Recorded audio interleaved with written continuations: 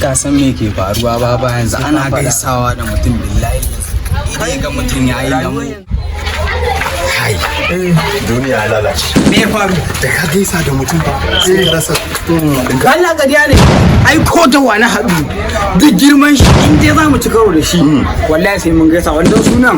In dai an yi karo da an gaisa. Dole ne mu karasa da wannan. In dai an haɗu sai an gaisa.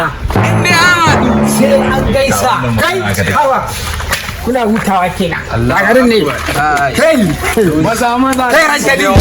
Kai ya shara tsibo. Wannan mu dawo ne. Kirimin da jewa. Mu dawo ne. haka ne dai inda an haɗu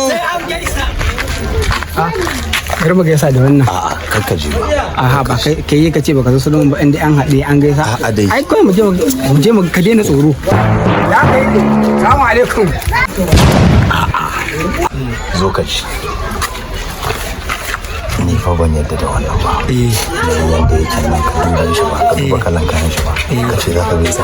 Ha ba ka daina tsoro duk wannan cece kwacin da ake duk ƙarya ne mu gaisa kawai a samu ladan juna. A'a dai. Kalam. Ya garin ne. Ya da mana mutu. Ai ina.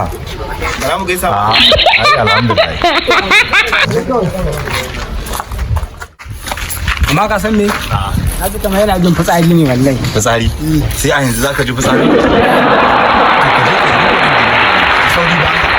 Ka dai san inda za mu je ba. To.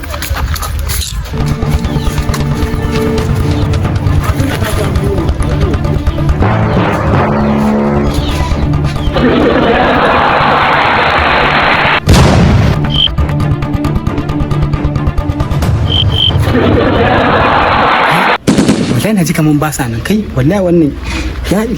Wannan!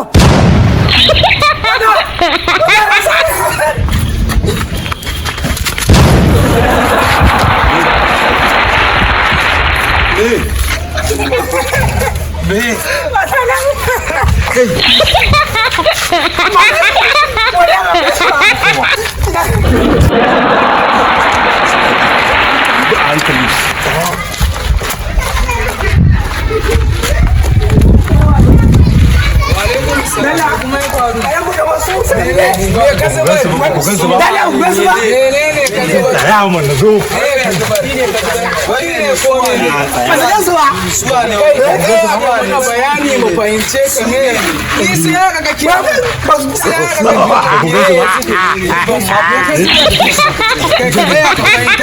kake nufi mu ware da me Za a gansu. Da kun da hankalin ka gari. Yawa ga kira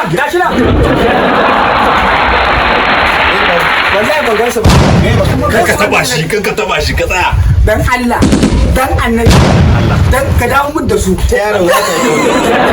Kanka taba shi da ku dinga yin baya. wani kirari ake ma wani kirari ake ma Ya ga al'umma ba ya wuce bai gaisa ba.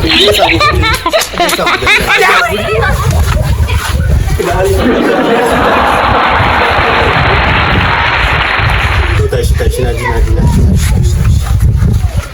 ku gaba ɗaya yanzu rayuwanku ta riga ta lalace an aje sallah an aje addini ba a wani abu wanda za a ce ibada ana fatakarwa wai wani na rayuwa kowa iskanci har wani kirari ake ma to ni da ma na sun dole sai ka nemi shi dan wani ne sai